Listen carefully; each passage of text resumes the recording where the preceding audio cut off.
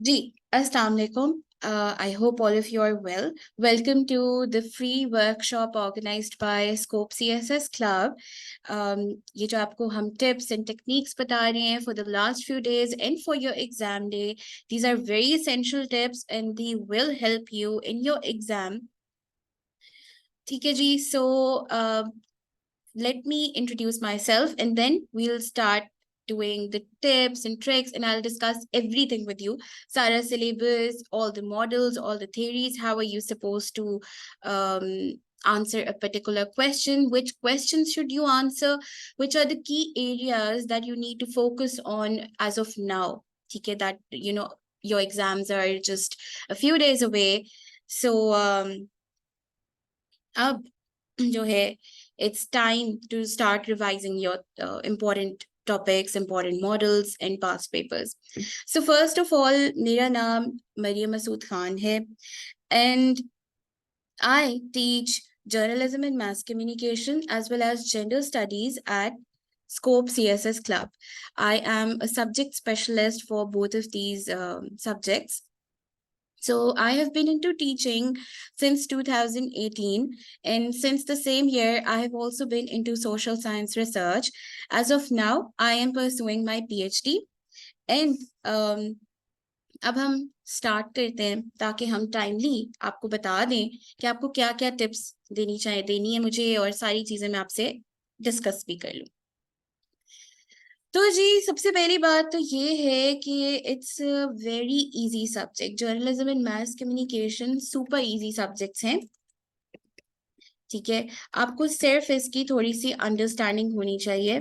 आपको पता होना चाहिए कि what is the right technique to answer the questions, what are the important areas of journalism and mass communication आपकी CSS के एग्जाम के पर्सपेक्टिव से। इसके अलावा आपको ये पता होना चाहिए कि आपको क्वेश्चंस कौन से पिक करने हैं पेपर में, ठीक है। ये सब चीजें आपने की हो then it's very easy for you to score between 79 and 84 because trust me मेरे स्टूडेंट्स के इतने स्कोर आते रहे, इसलिए मैं आपको बता रही हूँ कि इतना स्कोर करना बहुत इजी है।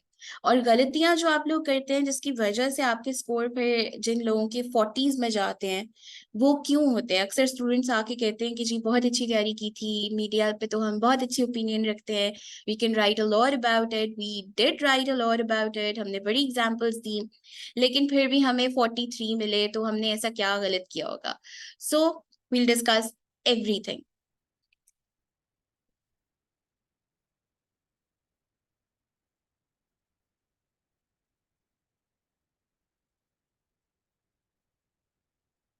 अच्छा जी, just 1 second.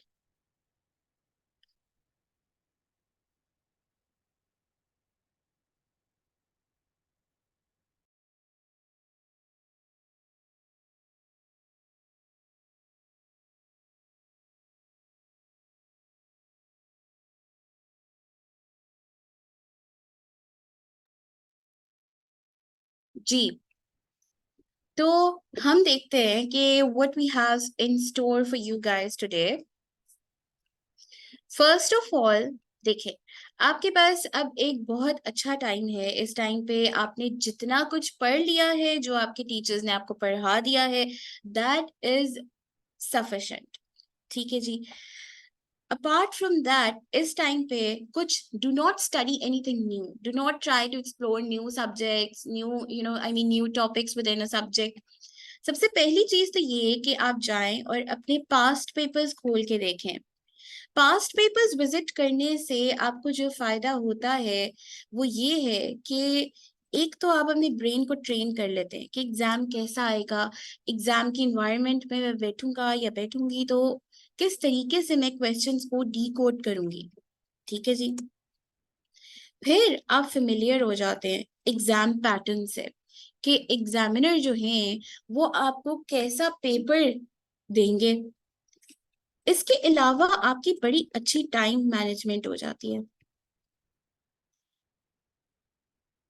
ठीक है। फिर जो गलतियां हमने पेपर में करनी है वो आप यहीं पे कर लेते हैं पास्ट पेपर्स रिविजिट करने में। इवेंचुअली क्या होता है, वो गलतियां पेपर में नहीं करते, ठीक है। फिर जी, the ones who are my students, I always advise them, I've advised them time and again, और जो मेरे पहले भी स्टूडेंट्स रह चुके हैं वो सिर्फ मेरे लेक्चर नोट्स रिवाइज करते हैं। इस टाइम पे डिटेल नोट्स की जरूरत नहीं है, कोई किताबें खोल के पढ़ने की जरूरत नहीं है। सिर्फ लेक्चर नोट्स जो प्रिसाइज होते हैं, जिनमें हमने फ्लो चार्ट्स क्रिएट किए होते हैं, एरोज के थ्रू पढ़ा होता है, माइंड मैप्स के थ्रू पढ़ा होता है, उनको निकालें और उन्हें रिवाइज कर लें। Then create your own mind maps. Revise करते हुए जब आप एक टॉपिक को पकड़ते हैं, फॉर एग्जाम्पल आपने सोचा कि मैं आज स्पाइरल ऑफ साइलेंस को रिवाइज करूं, तो आपने उसका एक पूरा माइंड मैप बना लेना है कि अच्छा जी, इसका जो बैकग्राउंड है, जो इसकी रूट्स हैं, वो कहाँ से आती हैं। न्यूमन को ऐसा क्या सूझा कि उन्होंने सोचा मैं एक spiral of silence communication theory बना दूं। अच्छा, वो ज्यूस के टाइम पे इसकी रूट्स हैं, ठीक है, तो वो ज्यूस के कॉन्टेक्स्ट में, उस टाइम पे हिटलर के कॉन्टेक्स्ट में ये कैसे क्रिएट हुई थी है ये, ठीक है। फिर उसकी वैल्यूएशन के एक एक बुलेट पॉइंट लिखा, उसकी एग्जांपल दी, उसके अंदर जो आपकी सिक्स्थ सेंस है और जो आपके पास क्वाज़ी स्टैटिस्टिकल ऑर्गन्स हैं, उनकी एग्जांपल्स दी एंड एवरीथिंग। ये सारी चीजें करके, इवैल्यूएट करके, एक ओपिनियन अपनी 1 पॉइंट की लिख के कंक्लूड कर दिया। That's it. एक अच्छा सा माइंड मैप बना लें, जिस तरीके से हम लोग क्लास में करते रहे हैं, ठीक है जी। Then set a proper schedule. सुबह 7 बजे 8 बजे उठे और अपने ब्रेन को ट्रेन करें कि मैंने इस टाइम पे उठना है और फिर किस तरीके से मैंने पेपर आंसर करना है।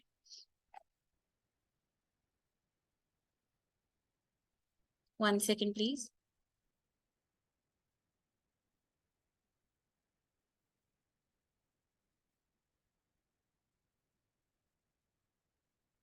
ओके जी। अब नेक्स्ट आपने क्या करना है, अब आपने अपनी बेसिक चीजें तो कर ली। Now you need to start revising a few things. उसमें सबसे पहले तो आप कर लें गर्बनर्स मॉडल ऑफ कम्युनिकेशन। देखिए, प्रोसेस, आपको जो एक क्वेश्चन आता है on the process of communication, वो बहुत ही सिंपल क्वेश्चन है, लेकिन उसमें आप लोग ब्लंडर ये करते हैं कि आप लोग एक जनरल प्रोसेस ऑफ कम्युनिकेशन लिखाते हैं, और ये जो मैंने यहाँ पे लिखा हुआ है जनरल मॉडल ऑफ कम्युनिकेशन, ये आप लोगों को सबको आता है, लेकिन आप लोग ना उसे एक्सप्लेन करते हैं, ना ही उसको बैक करते हैं with an authentic model of communication. ठीक है, ये सारे ऑथेंटिक मॉडल्स हैं, आप इसमें से कोई भी यूज कर सकते हैं एज लॉन्ग एज आप उसको जस्टिफाई कर दें। तो जैसे मैंने आपको क्लास में पढ़ाया था, एक पहले तो कम्युनिकेशन की कोई अच्छी सी डेफिनेशन जो हमने क्लास में की हुई है, एक एक बहुत अच्छी डेफिनेशन की थी हमने with reference to a communication theorist, उनकी डेफिनेशन कर लीजिए, दैट्स इट, उससे ज्यादा करने की जरूरत नहीं है। Then you need to know कि क्यों ये मॉडल्स क्यों डेवलप हो रहे थे, बिकॉज कम्युनिकेशन में जिस टाइम के लोग ये मॉडल्स हैं, उस वक्त लोगों को बड़ी क्यूरियोसिटी थी कि कम्युनिकेशन कैसे होती है, इफेक्टिव कम्युनिकेशन कैसे होती है, और कई बार जब कम्युनिकेशन इनइफेक्टिव होती है तो उसके क्या रीजंस होते हैं। तो ये बैकग्राउंड था कि क्यों communication was the center of attention and why a lot of researchers were focusing on it in different universities, in different centers, in different colleges. तो हमने पहले एक general model of communication revise कर लेना है, फिर लास्वेल्स मॉडल कीजिए, Shannon Weaver model कीजिए, ऑसगुड एंड श्रैम मॉडल कीजिए, ये न्यूकम्स सिमेट्री मॉडल है, it is also known as the ABX model. तो दोनों नाम आ जाएं, सेम चीज है, Westley MacLean's model and eventually the Gerbner's model. अब ये प्रोसेस ऑफ कम्युनिकेशन एक बड़ा इंपॉर्टेंट क्वेश्चन है, इसलिए जो मॉडल्स हैं ये भी बहुत इंपॉर्टेंट है। ओके, इसी में आपको ये भी पता चल जाता है कि बैरियर्स टू कम्युनिकेशन क्या है और इफेक्टिव कम्युनिकेशन क्या है।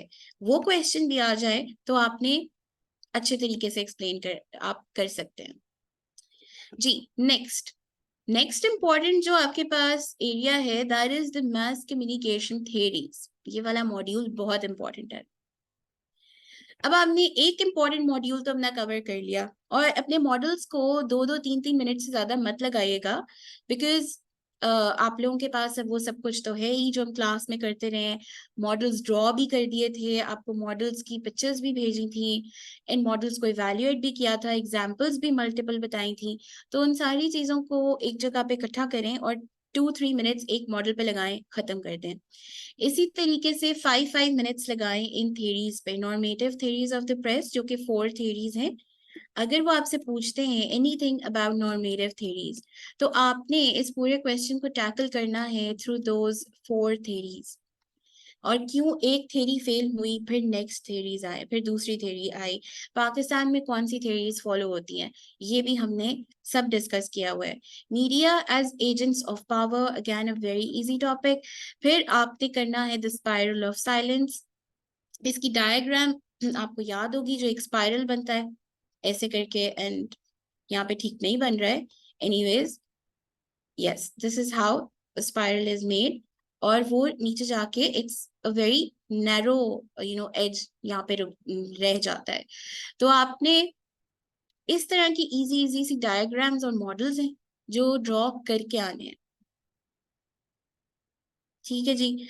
अच्छा, what's next? The uses and gratifications theory, again very easy, all of these theories are very easy। और आपको लिटरली क्लास में तो हम जैसे करते हैं बेसिक कॉन्सेप्ट से शुरू करके मुश्किल चीज की तरफ जाते हैं, तो हम लोग हर चीज को वहां पे टच कर रहे होते हैं, लेकिन जो एक मेजर एक्सप्लेनेशन, जो एक मेजर कॉन्सेप्ट, बेसिक कॉन्सेप्ट होता है थेरीज का या पूरे पूरे मॉड्यूल का भी, इधर तो नहीं, आपको आगे जाके समझ आएगी कि मैं पूरे मॉड्यूल का नाम क्यों ले रही हूँ। तो उसको हम लिटरली 5 मिनट में डिकोड करके अच्छे तरीके से 2-3 लाइंस में समझ लेते हैं। That's it. Media hegemony theory, diffusion of innovations theory, इस थ्योरी को you can use in multiple answers, media में भी और डिफरेंट आपके जो एग्जाम्स होते हैं, जो भी सब्जेक्ट्स हैं उनमें भी आप यूज कर सकते हैं। Diffusion of innovations is a very important question, so is the normative theories। Diffusion of innovations को आप लोग एक्सप्लेन तो कर देते हैं, ठीक है, लेकिन आप उसका मॉडल ड्रॉ नहीं करते, तो फिर एग्जामिनर आपको नंबर कैसे दे दें? उसका मॉडल ड्रॉ करें, इन सारी थ्योरीज के मॉडल्स थे, सब ड्रॉ करें, ठीक है, और उनको एक्सप्लेन करें through examples. Diffusion of innovations में भी हमने पाकिस्तान के कॉन्टेक्स्ट में और मीडिया के कॉन्टेक्स्ट में अपने कल्चर को लिंक करके और मीडिया को बता के कि जी how has it been using the diffusion of innovations theory और मॉडल फॉर इयर्स, हमने बहुत सारी एग्जांपल्स की थी। आपने उन एग्जांपल्स के थ्रू, इसके एलिमेंट्स के थ्रू, इसको बहुत अच्छे तरीके से क्वेश्चन को अटेम्प्ट करना है, ठीक है। Then we have the powerful effects model, the moderate effects model and the powerful media revisited. ये टर्मिनोलॉजीज आ जाएं तो कंफ्यूज नहीं हो जाना, ये क्वेश्चंस हमने क्लास में किए थे और इनकी आउटलाइंस भी बनाई थी इन the regular session. Powerful effects model is the hypodermic needle model, या इसका दूसरा नाम है मैजिक बुलेट थ्योरी। एग्जाम्पल्स दे, मैंने आपको 2 तरह की एग्जाम्पल्स कराई थी इसमें, एक कंटेम्प्रेरी और एक प्रेजेंट डे रेलेवेंसी क्रिएट करने के लिए। तो आपने हर तरह की एग्जाम्पल देनी है, इसका मॉडल ड्रॉ करना है, इसका हिस्टोरिकल बैकग्राउंड बताना है, because that is important over here. और फिर इसको इवेल्युएट करके इसकी थोड़ा सा इसके ऊपर क्रिटिक करें, जो बाकी मॉडल्स ने, जो मॉडरेट इफेक्ट्स मॉडल ने इसके ऊपर क्रिटिक की है वो करें, और फिर उसे कंक्लूड कर दें। अभी आपको मैं बताती हूँ कि एक अच्छा इंट्रोडक्शन और एक अच्छा कंक्लूजन किन कंपोनेंट्स पे बेस्ड होता है। तो moderate effects model is a 2-step flow model and the multi-step flow model of communication। Again, अगर आपको याद हो तो इसकी एग्जांपल हमने एक इलेक्शन कैंपेन से की थी जो यूएसए में हुई, फिर उसको रिलेट करके पाकिस्तान के साथ किया, फिर इसका एक मॉडल ड्रॉ किया था। मॉडल पहले ड्रॉ किया करें after your introduction and your background, ताकि आपके एग्जामिनर को पता चल जाए कि ये खाली रट्टा लगा के कोई स्टूडेंट नहीं आया है मुझे पेपर देने, ये जो कैंडिडेट है बाकियों से डिफरेंट है, इसको बेसिक अंडरस्टैंडिंग है। ठीक है जी. Then you have powerful media revisited, which is Marshall McLuhan's media determinism. Marshall McLuhan के 2-3 कॉन्सेप्ट्स हैं. अगर आप वो कर लेते हैं तो आपका जो नेक्स्ट मॉड्यूल है, which is global communication, international communication, वो भी कवर हो जाता है और आपको उसके लिए अच्छी सी एक बैकिंग भी मिल जाती है. जब आप मॉडल्स और थ्योरीज के बगैर अपने क्वेश्चंस को अटेम्प्ट करते हैं, ये तो अभी हो गया ना कि आपने मॉडल्स और कम्युनिकेशन थ्योरीज की ही हम बात कर रहे थे. अब आगे जो हमारा मॉड्यूल है वो एक पूरा कॉन्सेप्ट है, that is global and international communication. इसको एक्सप्लेन करने के लिए you need to apply theories. मैंने आपको 3-4 थ्योरीज कराई हुई हैं, उसमें से आप कोई 2 थ्योरीज अप्लाई कर दें क्वेश्चन में.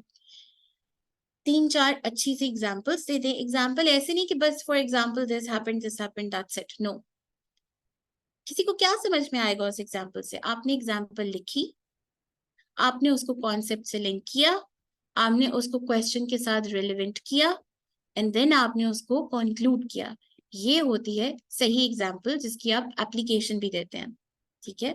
अदरवाइज एग्जाम्पल्स काउंट नहीं होती क्योंकि वो समझ ही नहीं आती पढ़ने वाले को. Then you need to give you need to have an understanding of the historical concept of international communication. ये बहुत briefly मैं करवाती हूँ अपने स्टूडेंट्स को ताकि उन्हें याद भी हो जाए और अगर इसके ऊपर कोई क्वेश्चन आए तो वो अटेम्प्ट भी कर लें. फिर ये जो है आपका topic globalisation, technology and the mass media, इन तीनों एलिमेंट्स को आप मिला के पढ़ते हैं with communication and cultural imperialism. I mean मैं मिला के पढ़ाती हूँ इनको और इनका क्वेश्चन भी एक बड़ा मिक्स्ड टाइप का आता है, मिक्स्ड अप्रोच के साथ आता है. तो उसी तरीके से हम इसको टैकल कर चुके हैं क्लास में. आपने सिर्फ इसको रिवाइज करना है, दैट्स इट. कि कॉन्सेप्ट्स रिवाइज करें, एग्जाम्पल्स रिवाइज करें, थ्योरीज रिवाइज करें जो मैंने अप्लाई कराई थी, एंड दैट्स इट. ठीक है जी. क्रिटिकल तो अभी तक आप लोग हो ही चुके हैं, बल्कि during the session he usually students critical हो जाते हैं कि अच्छा ये यहाँ पे ये भी हो सकता था, ये भी क्रिटिक है. फिर डिफरेंट स्कूल्स ऑफ थॉट की जो क्रिटिक होती है हम वो भी करते हैं, एंड दैट्स इट. इससे ज्यादा आपको कुछ नहीं चाहिए मीडिया के पेपर में. Communication flow in global media, imbalance in the flow of information between north and south.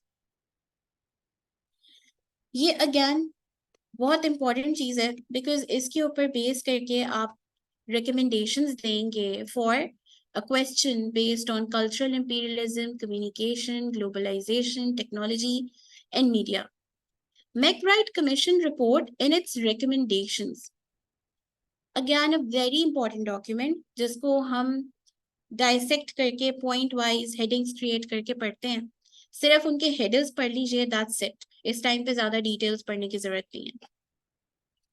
International communication in the internet age. Yes, MacBride commission report का थोड़ा सा आपको, मैकब्राइड कमीशन बना क्यों, you need to know the background, you need to know the history, just so you can write it down in a paragraph. ठीक है, that's it. International communication in the age of internet. आप लोग बहुत generalised लिख के आते हैं इसके ऊपर. अब जो मॉक एग्जाम्स मेरे पास आए थे या जो मैंने अपने सेशंस के ड्यूरिंग माय रेगुलर सेशंस जितनी मैंने असाइनमेंट्स चेक की थी, जितने मॉक्स चेक किए, उसके बाद जितनी इवैल्यूएशंस की हैं, सब में आप लोग इंटरनेट का वर्ड पढ़ के तो बस अपनी ओपिनियन, एक जनरलाइज्ड व्यू देना शुरू कर देते हैं. तो जो थ्योरीज आप लोग इतनी मेहनत से पढ़ते हैं उनको क्यों नहीं अप्लाई करते यहाँ पे? इन क्लास हमने डिस्कस किया हुआ है रेगुलर सेशन में कि अगर आपको इंटरनेट पूछा जाए या मीडिया इन जनरल भी पूछा जा रहा है तो एक तो आपने जनरल क्वेश्चंस पहले अटेम्प्ट नहीं करने. चूज द वंस जो कि आपके प्योर सब्जेक्ट बेस्ड टॉपिक्स होते हैं. अच्छा जी, अगर फिर भी आप लोगों को नहीं करना तो फिर एक रेलेवेंट थ्योरी तो अप्लाई करें, एक रेलेवेंट मॉडल तो अप्लाई करें, एग्जाम्पल्स दे के उसको इवैल्यूएट तो करें. ठीक है. और दूसरी बात ये कि स्टेटमेंट को पूरा पढ़ें बिकॉज आप लोग आंसर बहुत अच्छे लिखते हैं. प्रॉब्लम वहां होता है जब आप लोग आंसर को रेलिवेंट नहीं करते to the statement that is there. और मीडिया में, जर्नलिज्म के पेपर में आपको कोई कंफ्यूजन क्रिएट करने वाली स्टेटमेंट्स नहीं आती, बड़ी straight forward to the point statements होती हैं।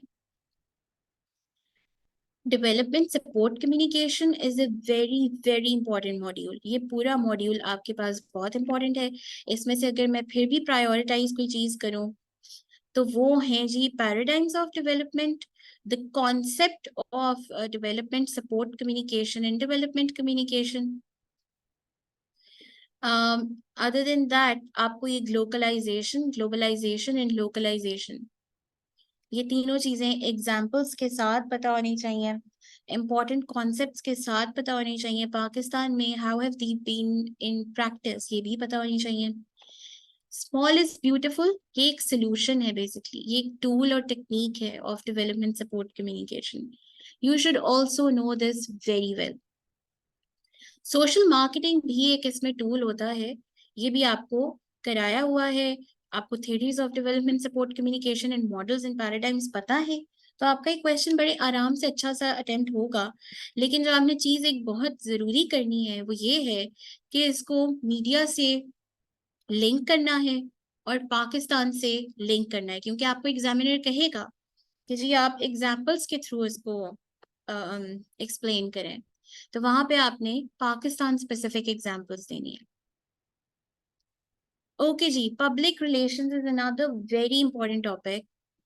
इसके ऊपर पहले तो स्ट्रेट फॉरवर्ड क्वेश्चंस आते रहे हैं। 2023 में इस पे एक क्रिएटिव क्वेश्चन आ गया था कि आपको एक कैंपेन ड्रॉ करनी थी। अब अगर आपको पता है, जो कि मेरे सेशन के सब स्टूडेंट्स को याद हो जाती हैं चीजें जितने भी हम क्लास में पढ़ते हैं, बिकॉज हम रिवाइज बहुत ज्यादा करते हैं, हम पढ़ते भी फ्लो चार्ट से हैं, तो nothing to worry about it. आपको पता है कॉन्सेप्ट ऑफ पीआर क्या है, मैंने आपको टूल्स बताए हुए हैं। मैंने आपको बताया पीआर फॉर गवर्नेंस कैसे यूज होता है, पीआर और पब्लिसिटी हम कैसे करते हैं, दोनों में क्या डिफरेंसेस हैं। पीआर एजेंसीज आपकी कौन सी हैं, उनके क्या स्ट्रक्चर्स हैं, आपके बेसिक मेथड्स क्या हैं पीआर के, हिस्टोरिकली पीआर किस तरीके से यूज होता रहा, और कहाँ से उसके मॉडल्स जो थे फ्रॉम प्रेस एजेंट्री टू पीआर, ये जो 4 मॉडल्स थे वो कैसे बने। इसके अलावा मैंने आपको कुछ एसेंशियल्स ऑफ पीआर भी बताए थे, ठीक है। और एक कैंपेन की क्या स्टेजेस होती हैं और एक कैंपेन किस तरीके से ड्रॉ की जाती है सॉरी, ये भी बताया था। So this nothing is in a question that is based on entirely your creative and your imaginary skills, उसमें there is nothing which is difficult, ठीक है। nothing is difficult in a question based on creative writing. So basically what you guys have to do is just keep in mind the concepts, the historical usage of PR, how is PR used in Pakistan now, what are the tools and techniques and basic methods of PR, PR and publicity में major difference क्या है, और दोनों linked आपस में कैसे हैं, उनको क्यों use करना है हमने, और उनकी बेसिस पे आप उस सिचुएशन को जो आपको एग्जामिनर दे उसे अप्लाई कर दें, तो there is no problem in it, you will gain excellent marks in that इंशाल्लाह। ठीक है जी, उसके बाद आपको पाकिस्तान में पीआर कैसे होता है ये हमने पीआईडी, मिनिस्ट्री ऑफ इंफॉर्मेशन, इसके मजीद जो विंग्स हैं प्रोविंशियल लेवल पे जो पीआर डिपार्टमेंट से सब कुछ कर लिया हुआ है। तो अगर आपको कोई ऐसा नेशनल लेवल का क्वेश्चन भी आ जाता है तो उसके अंदर आप डिपार्टमेंट्स मेंशन करके बड़े अच्छे तरीके से अपने क्वेश्चन को वाइंड अप कर सकते हैं। पीआर एथिक्स हमने किए थे और मैंने आपको कुछ केस स्टडीज भी कराई थी पीआर की, जिनके थ्रू हमने पीआर बेसिकली स्टार्ट किया था। वो केस स्टडीज अपने दिमाग में रखिएगा, अगर कोई ऐसा क्वेश्चन आता है जो कि नॉलेज बेस्ड है, उधर आपको you do not have to use your creative skills और योर इमेजिनरी स्किल्स, तो उधर फिर आपने प्योरली उस नॉलेज को यूज करना है real life case study apply करके, रियल लाइफ एग्जाम्पल्स अप्लाई करके। PR ethics को while designing a campaign or while answering a question based on PR याद रखना है, उनको भूल नहीं जाना। So it's a very easy module. इसको तो बस सारे इसके just do not spend more than 20 और 25 मिनट्स ऑन दिस, बिकॉज बहुत बेसिक बेसिक सी चीजें हैं इसमें, आराम से 20 मिनट्स में रिवाइज हो सकती है। Media laws and ethics, books खोल के नहीं देखनी इस वक्त। इस वक्त आपने लॉज को, एथिक्स को गूगल करने नहीं बैठ जाना, इन डेप्थ जाने की जरूरत नहीं है। जितना ये जो हैंड आउट मैंने आपको दिया था for media laws and ethics, और जो हमने लेक्चर नोट्स क्रिएट किए थे, those are more than enough. इसमें सबसे पहले तो आपको पेमरा के बारे में, रोल ऑफ पेमरा जरूर पता होना चाहिए पाकिस्तान में। फिर प्रेस काउंसिल ऑफ पाकिस्तान के जो प्रोविजंस हैं, main ethical code of conduct है, आपको वो जरूर पता होना चाहिए, वेरी इंपॉर्टेंट अगेन। ठीक है, ये आपका जो PCP है, it will help you in answering this question, the press code of ethics and its an inability to develop a code of ethic as an institution. फिर the media's quest for freedom and inability to regulate itself.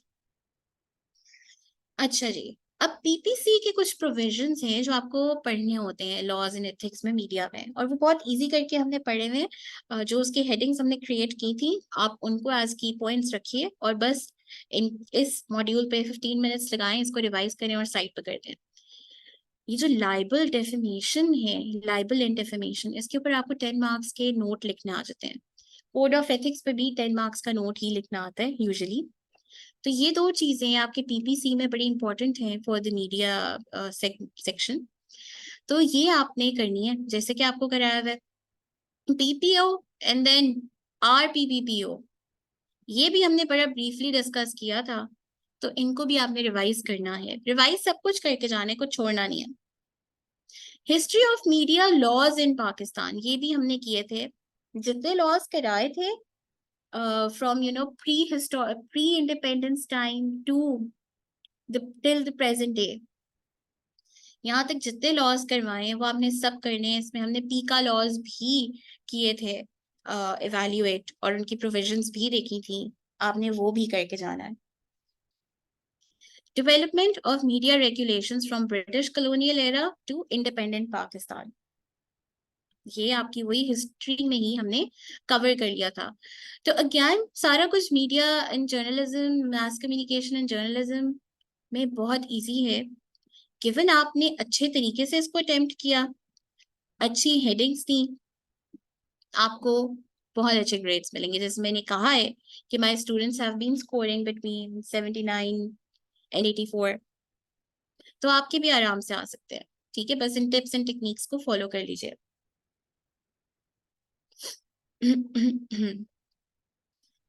Ji, about the next session, वो भी मैं अभी आपको सारी details दे देती हूँ। ठीक है, ओके जी। तो अब जो नेक्स्ट आपका है module, that is your media and society. इसमें से जो आपको क्वेश्चंस आते हैं, ये बहुत ज्यादा आप लोग इनको, ये आप समझ लें कि ये आपकी ओपिनियन पे बेस्ड होते हैं, थोड़े ओपन एंडेड होते हैं, जनरल क्वेश्चंस होते हैं। लेकिन इनमें कुछ ऐसी चीजें हैं, जैसे द फंक्शनल अप्रोच, जो कि मैंने आपको 4 फंक्शंस ऑफ मीडिया कराए थे, वो ही है, वो चेंज नहीं हो सकते। ठीक है, then yes, media, mass media and social representation, ये आप सोशल रिस्पॉन्सिबिलिटी थ्योरी के थ्रू इसको कर सकते हैं आराम से। ठीक है, अच्छा जी, इसके अलावा व्हाट इज नेक्स्ट? नेक्स्ट ये है कि आपके पास आ जाए media as an agent of awareness, media freedom in its role for democracy, media as a social system, mass media and social change. Social change पे तो yes you can apply a theory, तो इसको, functional approach को और social representation को हम separately रखते हैं। बाकी क्वेश्चंस आप ऐसे करें कि ये तो आप we discuss all of this in the regular sessions, लेकिन मैं हमेशा कहती हूँ कि इन क्वेश्चंस को या तो एंड के लिए रख लिया करें कि एंड पे इसको एक क्वेश्चन इसमें से अटेम्प्ट कर लेंगे, अगर जरूरत पड़ती है, या फिर आप इन क्वेश्चंस को साइड पे करके आप जो पहले वाले मॉड्यूल्स मैंने आपसे डिस्कस किए उनमें से क्वेश्चंस आते ही आते हैं, 4 क्वेश्चंस आपके पास होते ही हैं, आप उनको आराम से आंसर कर सकते हैं। ठीक है, अगर आप ज्यादा मार्क्स गेन करना चाहते हैं पहले, या एग्जामिनर को मैसेज देना चाहते हैं कि जी मेरे पास सब्जेक्ट नॉलेज है, तो पहले वो वाले मॉड्यूल्स को टच करिए, उनमें से जो क्वेश्चंस हैं वो अटेम्प्ट करिए। ठीक है जी। अच्छा, and about the next session of journalism and mass communication जो हम CSS 24 के लिए करेंगे, वो आपका स्टार्ट होगा 13 नवंबर को, और उसका टाइम होगा basically 4 to 5:30 PM, Monday to Thursday. Yes, you guys have all my prayers and you're most welcome. जी, mass media in पाकिस्तान, इसमें से ये जो पहला टॉपिक आपके पास है, media system in Pakistan, historical, chronological and analytical review, ये तो आप अच्छे तरीके से रीड कर लें, बस रीड कर लें, क्योंकि इसमें से आपको MCQs आते हैं। MCQs का मेजर पोर्शन यहाँ से आता है। The system of journalism and media system यहाँ से भी आता है। गवर्नमेंट प्रेस रिलेशंस में से भी आपके MCQs आते हैं। Press in Pakistan, the newspaper industry from mission to market, यहाँ से भी आपके जनरल क्वेश्चन भी आते हैं और MCQs भी आते हैं। देन इलेक्ट्रॉनिक मीडिया जो आपका इवॉल्व हो रहा था जिस वक्त प्राइवेट मीडिया, उसमें से भी आपके क्वेश्चंस होते हैं, तो वो हिस्ट्री में कवर हो जाते हैं। अच्छा जी, बाकी जो आपके पास रह गया एम्प्लॉयर एम्प्लॉय रिलेशंस, तो जो मैंने शॉर्ट नोट्स आपको कराए थे वो काफी हैं इसके लिए। जिन्होंने जो मेरे स्टूडेंट्स नहीं है वो ये करें कि उन्होंने जितनी तैयारी कर ली है उसको रिवाइज करें अच्छे तरीके से, और जो रीडिंग उनकी थी, जहां से उन्होंने कंसल्ट किया, जहां से भी ये प्रिपेयर किया, बस उसको एक दफा थॉरली रीड कर लीजिए। बस ये देखिए कि जो मैंने टिप्स एंड टेक्निक्स आपको बताई हैं आप वो पेपर में जरूर अप्लाई करिएगा। अच्छा जी, उसके बाद new 24/7 TV uses and abuses. It is again a very general question, but you can definitely apply theories over here जो कि हम पहले मॉड्यूल्स में कर चुके हैं। And as discussed in classes, जो भी हमने theories इससे relevant की हुई हैं डिस्कस, वो अप्लाई कर लीजिए। फिर the question of freedom and responsibility, again previous module में से कोई थ्योरी अप्लाई करके you can answer this question as well. The new radio, yes, ये जरा आपको जनरल एक क्वेश्चन है जो आपकी ओपिनियन पे बेस्ड होता है। ठीक है, ये मैंने आपके साथ डिस्कस किया हुआ है, मेरे अपने स्टूडेंट्स के साथ डिस्कस किया हुआ है। जो स्टूडेंट्स नहीं है मेरे और यहाँ पे हैं या ये वीडियो देख रहे हैं, वो मीडिया को सॉरी रेडियो को देखें, उसकी डेवलपमेंट कैसे हुई पाकिस्तान बनने से पहले, पाकिस्तान बनने के बाद, हम उसको कैसे यूज करते रहे, कितने टाइप्स ऑफ ये हैं हमारे पास, इसकी कम्युनिटी रेडियोज हैं, आपका नेशनल लेवल पे है, कुछ global radio station radio channels हैं, उनको टच करें और उनकी एग्जांपल्स, रियल जो एग्जांपल्स होती हैं वो करके, उनके शोज जो रियल हैं वो करके, तो आप उसकी एग्जांपल्स नोट करके रख लें और वो आप पेपर में दे सकते हैं।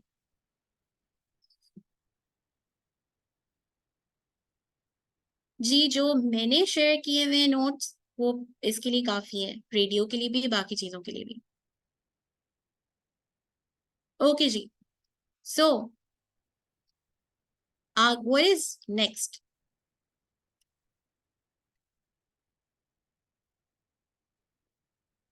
ओके, तो अब कुछ फाइनल टिप्स देखिए। पहले तो मीडिया जर्नलिज्म मास कम्युनिकेशन, आप इनका पेपर किसी भी लेवल पे दे रहे हो, ठीक है, you need to make your paper look good. See media ऐसी बात से आप सोच लें कि मास कम्युनिकेशन जर्नलिज्म, आप टीवी देखते हैं, आप ग्राफिक्स देखते हैं, आप इंटरैक्टिव पोस्टर्स देखते हैं जगह जगह पे, आप सोशल मीडिया यूज करते हैं। अगर if all of these outlets do not appeal to you, तो क्या आप उसको मजीद एक्सप्लोर करना चाहेंगे? नहीं। अगर एक्सप्लोर करना चाहेंगे तो वो इस बात पे कि वो अट्रैक्टिव हो, राइट? तो आपने अपने पेपर को भी वैसा ही करना है।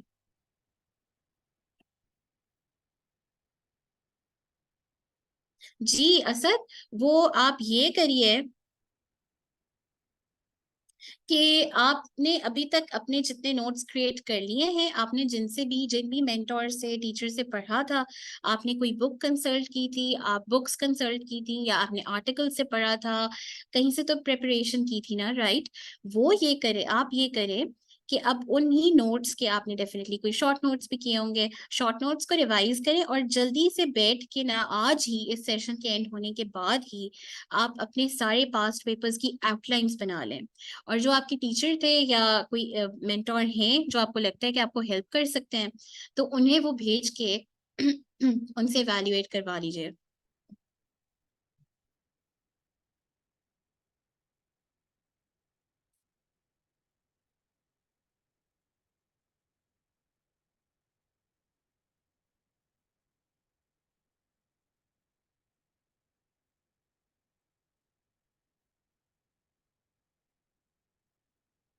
नो प्रॉब्लम जी, थैंक यू वाजिद। इमरान को भी मैं भी आपको बता देती हूँ कि उसका स्ट्रक्चर कैसा होता है, मैंने नोट कर लिया, मैं भी आपको बताती हूँ। अच्छा जी, now you need to make your paper look good, but कैसे?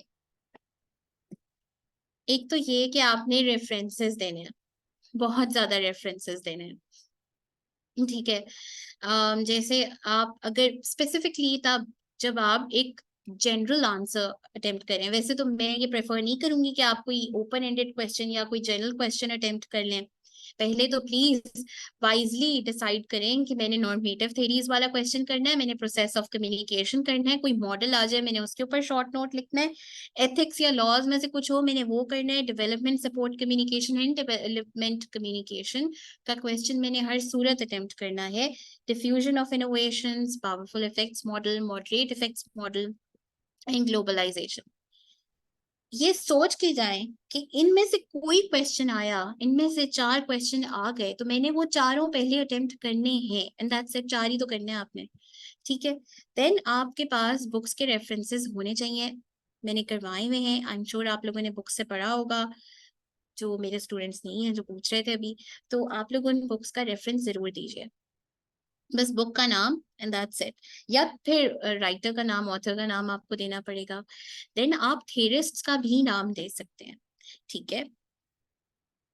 अच्छा जी, जैसे कहीं अगर आप शैनन वीवर का नाम देना चाहें तो आप दे सकते हैं, गिवन कि वो जस्टिफाइबल है और आपने उन्हीं की बात कोट की है, उन्हीं का रेफरेंस दिया है।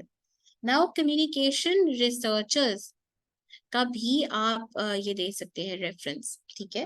कम्युनिकेशन रिसर्चर्स में मैंने दो तरह के रिसर्चर्स कराए हैं, एक तो जो हिस्टोरिकली इंपॉर्टेंट है, दूसरे वो जो मॉडर्न रिसर्चर्स हैं और क्रिटिक करते हैं अपने पुराने रिसर्चर्स के ऊपर, कम्युनिकेशन रिसर्चर्स के ऊपर। उसके बाद you do not have to write the names of theories and theorists or just draw the model, because if you do not give the application, if you do not give a historical background or the historical application and a contemporary application, तो वो आपके marks वहां पे drop कर जाते हैं। Models भी आप अप्लाई कर सकते हैं, प्लीज करें, जहां पे भी आप जस्टिफाई कर सकते हैं उसे। मीडिया बेस्ड एग्जाम्पल्स होनी चाहिए पाकिस्तान से, ये याद रखें, बड़ी इंपॉर्टेंट चीज है। Then you need to draw flow charts, जैसे मैंने क्लास में ड्रॉ किए हैं वो बहुत है, उसी तरीके से ड्रॉ कीजिए और बड़ी अच्छी प्रैक्टिस कर लें, ताकि फ्लो चार्ट जहां आपने बनाने, आपको 2 मिनट से ज्यादा ना लगे पूरा फ्लो चार्ट बनाने पे। डायग्राम्स, जो वेब डायग्राम्स एंड एवरीथिंग वो हमने किए हैं, आप लोगों ने भी डेफिनेटली, आप लोगों को पता ही है, आप सब CSS एस्पायरेंट्स हैं, तो वही डायग्राम्स अच्छे से पेपर में बनाइए। मॉडल्स सारे आपने ड्रॉ करने हैं, उसकी लेबलिंग करनी है, जर्नलिज्म में ज्यादा लेबलिंग होती नहीं है मॉडल्स की, थोड़ी बहुत ही होती है, सो वो करके आइएगा। Now the important thing is कि आप रिलैक्स करें एंड दैट्स इट, क्योंकि जब आप रिलैक्स नहीं करते, स्ट्रेस्ड आउट होते हैं, कंफ्यूज हो जाते हैं, कंफ्यूजन से ये होता है कि जो चीज आती होती है इंसान उसको भी गड़बड़ कर देता है, राइट? तो सारी जो प्रॉब्लम का रूट है, that lies in stress, so relax yourself. अच्छा जी, इस टाइम पे अगर आपने अभी तक मॉक एग्जाम नहीं दिया, प्लीज एक मॉक एग्जाम दे लें, ठीक है? It's a request. सो किसी भी मेंटोर को दे लें, all of them are good, ठीक है। अच्छा जी, जी अब ये है कि यस, वन पॉइंट कि जो रेगुलर सेशंस होते हैं उनमें काफी डिटेल डिस्कशन होती है, काफी डिटेल डिबेट होती है, वहां पे जरा टाइम ज्यादा होता है, और जितने भी questions and queries and comments होते हैं वो हम सब इनकॉर्पोरेट करते हैं। राइट नाउ आपके पास थोड़ा सा टाइम है, आई गिव यू 2-3 मिनट्स, आप लोगों को कुछ पूछना है तो पूछ लें, फिर मैंने आपको जरा बताना है कि how are you suppose to attempt a question.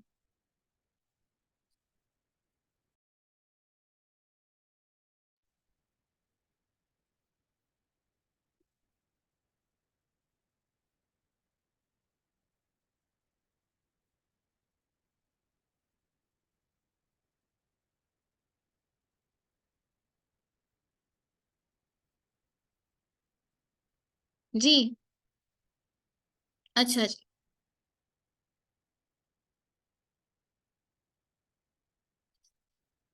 चले, फिर सबसे पहली चीज तो ये मेरे लिए आपकी आपके लिए एक बहुत इंपॉर्टेंट टिप ये है कि सारे एमसीक्यूज आप प्रैक्टिस करें पास्ट पेपर्स के, एंड दैट्स इट, ठीक है। उसमें से इंशाल्लाह आपका मेजर पोर्शन कवर हो जाएगा, बाकी जो मैंने रीडिंग मटेरियल बताया है वो आप लोगों के पास है, उसको रीड कर लीजिए। एमसीक्यूज पे आपने 10 मिनट से ज्यादा नहीं लगाना बस। फिर उसके बाद read your paper thoroughly, 5 minutes लगाएं, सारा पेपर पढ़ लें और साथ साथ टिक करते जाएं कि ये वो 4 क्वेश्चंस हैं जो मैंने आंसर करने हैं। फिर आप अपने पेपर के लास्ट पेज पे जा सकते हैं, वहां वो आपके लिए रफ एरिया होता है, रफ पेपर होता है, ठीक है। रफ वर्क के लिए वो एक आपको स्पेस दे दी गई है, उस पे आपने जो भी आउटलाइन बनानी है वहां बनाएं, कोई नीट आउटलाइन बनाने की बिल्कुल जरूरत नहीं है, इस सब्जेक्ट में तो स्पेसिफिकली बिल्कुल जरूरत नहीं है, और वैसे भी टाइम वेस्टेज है, ऐसे में तो obviously it's a compulsion, but यहाँ पे नहीं, बिल्कुल नहीं। अच्छा जी, फिर आपने डिसाइड कर लेना कि मुझे बेस्ट कौन सा आता है सब्जेक्ट, और फिर मुझे सबसे कम अच्छा क्वेश्चन कौन सा आता है, जो बेस्ट होता है पहले करें, लेकिन लेंथ सेम रखनी है, 6 to 8 pages, one side one page, ठीक है। तो 6 to 8 is more than enough, इसके बीच में रखें ताकि आपका पूरा जो पेपर है वो सिमेट्रिकल हो, एक सिमेट्री हो, it gives a good impression, ठीक है। चलिए जी, उसके बाद you need to give 30 minutes to each question, that's it. अभी से प्रैक्टिस करेंगे ना पास्ट पेपर्स की, तो उस दिन तक आपकी टाइम जो है वो बहुत अच्छे तरीके से हो जाएगा। Yes Hammad, you can, that's a good time frame for the subject.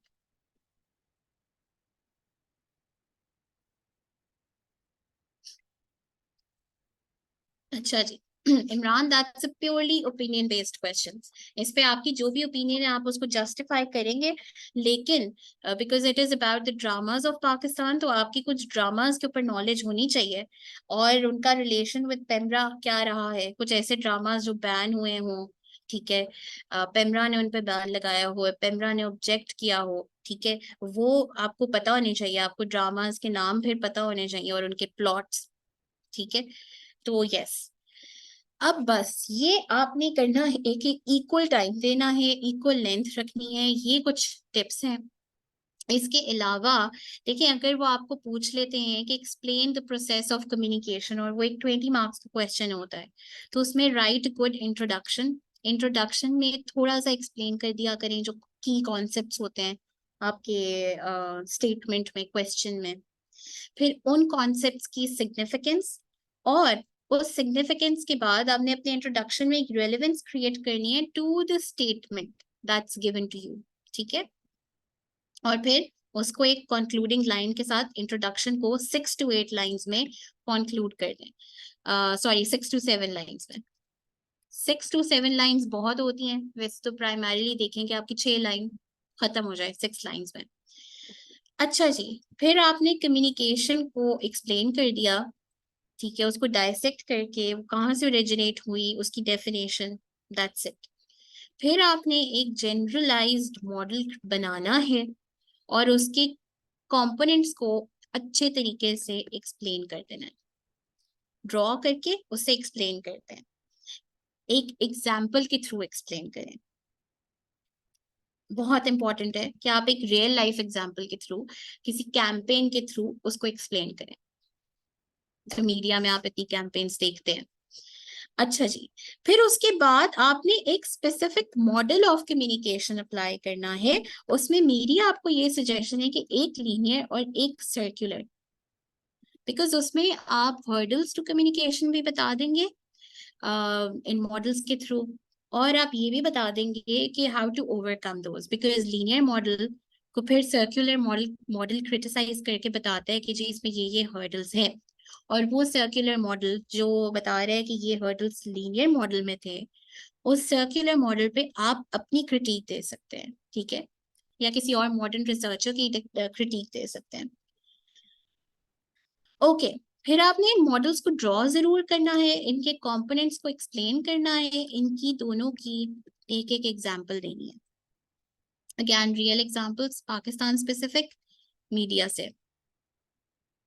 Now you need to discuss all the components जो कि इन मॉडल्स में आपने एड्रेस किए हैं, then give the critique, give your opinion कि कम्युनिकेशन कैसी होनी चाहिए, एक इफेक्टिव कम्युनिकेशन में क्या होना चाहिए, जो प्रोसेस ऑफ कम्युनिकेशन है उसको स्मूथ कैसे बनाए, रिडंडेंट ना हो जाए, इसके लिए क्या करें, and then you end it with a conclusion. ठीक है, दैट्स इट। कंक्लूजन अगेन आपका 6 लाइंस पे बेस्ड हो, एक पूरे आंसर की समरी हो, दैट्स इट। ठीक है जी। ओवरऑल अगर अभी आप मुझसे पूछें कि हमें अच्छे मार्क्स मिल जाएं सारे क्वेश्चंस में, पहले तो मैंने आपको बता दिया आपने कौन से क्वेश्चंस अटेम्प्ट करने हैं और किन को अवॉइड करना है। नेक्स्ट आप ये करेंगे कि उन सब में कंक्लूजन इंट्रोडक्शन होना चाहिए, कॉन्सेप्ट क्वेश्चन में जो आइडेंटिफाई किए गए हैं आपने वो बताने हैं, आपने बैकग्राउंड अगर वहां पे जरूरत है तो वो बतानी है, हिस्टोरिकल एप्लीकेशन या बैकग्राउंड। ठीक है जी। फिर आपने एक मॉडल या थ्योरी अप्लाई कर देनी है, एंड देन आप उसको इवेल्युएट करें, थ्योरी अप्लाई करके, मॉडल अप्लाई करके, yes do not forget to give examples, then आप उसको इवेल्युएट करें the entire question as well as the models और थ्योरी जो आपने अप्लाई की है। वे फॉरवर्ड, कोई सजेशन, कोई अपनी ओपिनियन, जिस भी हेडिंग अच्छी एक अट्रैक्टिव हेडिंग के साथ, and then conclude the answer. Models draw करना, जहां जहां पे डायग्राम्स हैं उनको ड्रॉ करना इज वेरी इंपॉर्टेंट। आधा काम तो आपका मॉडल ड्रॉ करके हो जाता है। यस वाजिद, कंक्लूजन हर क्वेश्चन में देना है, इंट्रोडक्शन हर क्वेश्चन में देना है, एक एनालिसिस भी हर क्वेश्चन में करना है। मैं तो करवाती रही हूँ आप लोगों को, तो आप लोगों के पास वो नोट्स हैं, उनमें देखें, एंड पे हर जगह पे इवेल्युएशन है। ठीक है, प्रोज एंड कॉन्स हर चीज के डिस्कस किए हुए हैं, क्रिटिकल एनालिसिस हर चीज का किया हुआ है। जी, एनी क्वेश्चंस?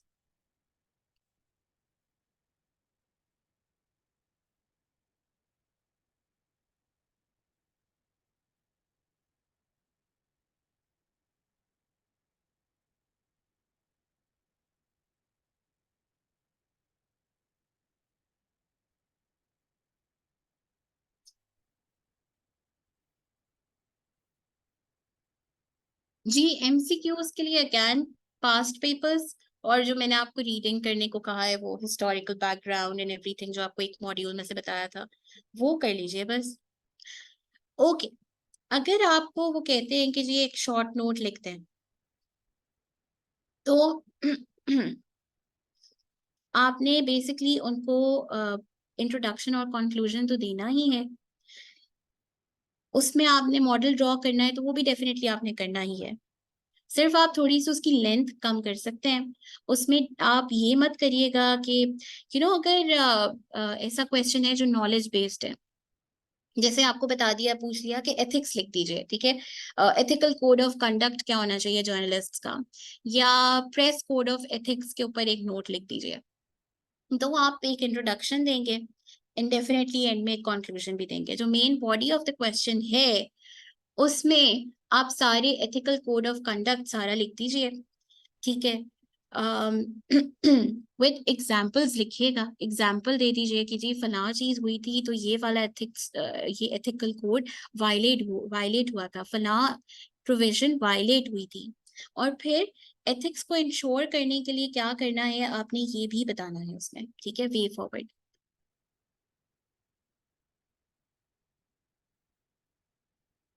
यस, आपको थियरीज एंड मॉडल्स अप्लाई करेंगे तो मार्क्स अच्छे मिलेंगे।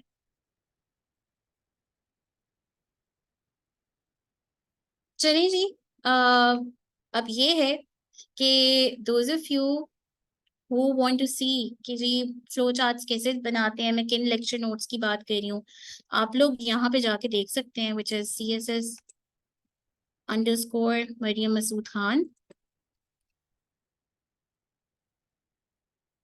यहाँ पे मैंने कुछ नोट्स भी शेयर किए हुए हैं, कुछ फ्लो चार्ट्स भी हैं, और फीडबैक भी है। You can see what ever you want, ठीक है, उसमें से चूज कर लीजिए और देख लीजिए।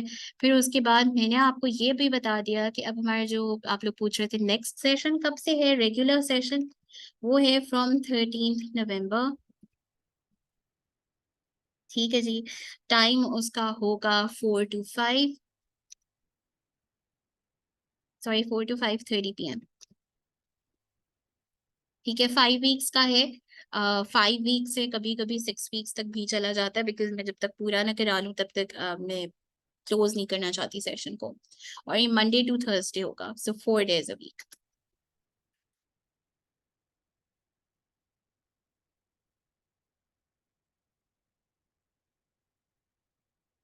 ठीक हो गया, चले जी, all the very best, please relax, tension नहीं लेनी, स्ट्रेस नहीं लेना, बड़े एंजॉय करते हुए इस पेपर को दीजिए। बिकॉज मैं अगर आपके साथ अपने स्टूडेंट्स की का फीडबैक शेयर करूं तो वो ये होता है कि जितने स्टूडेंट्स मुझे आके कहते हैं कि हमने बड़ा एंजॉय करके ये पेपर दिया है, और बहुत सारे कहते हैं, उनके मार्क्स वाकई में बहुत अच्छे आ जाते हैं, 78, 79, 81, 84, इस तरह से। जो स्टूडेंट्स बहुत स्ट्रेस में होते हैं उनका पेपर नहीं उतना अच्छा होता। तो प्लीज रिलैक्स होके जाए, इस पेपर को एक रिक्रिएशन समझ के, रिक्रिएशनल एक्टिविटी समझ के अटेम्प्ट करिए, लेकिन सारी टिप्स एंड टेक्निक्स जो मैंने बताई हैं वो ध्यान में रखिएगा। ठीक है जी, तो all the very best, I am sure all of you will do great, all my prayers are with you. और जाने से पहले do pray for your selves as well. Exam वाले दिन और एग्जाम से पहले, बेसिकली एग्जाम से पहले तो ट्राई करें आपकी नींद अच्छे तरीके से पूरी हुई हो, ठीक है, और एग्जाम के लिए सिर्फ लेक्चर नोट्स पढ़ लें, शॉर्ट नोट्स पढ़ लें, दैट्स इट। चलिए जी, take care of yourself, take very good care of yourself. Thank you so much Imran, I will definitely pray for all of you, thank you very much. अच्छा जी, चलें, take very good care of yourself, और अच्छी अच्छी सी पढ़ाई करें। And now is the time कि आप अपने पास्ट पेपर्स भी रिवाइज करें। चले, ओके, अल्लाह हाफिज and all the very best.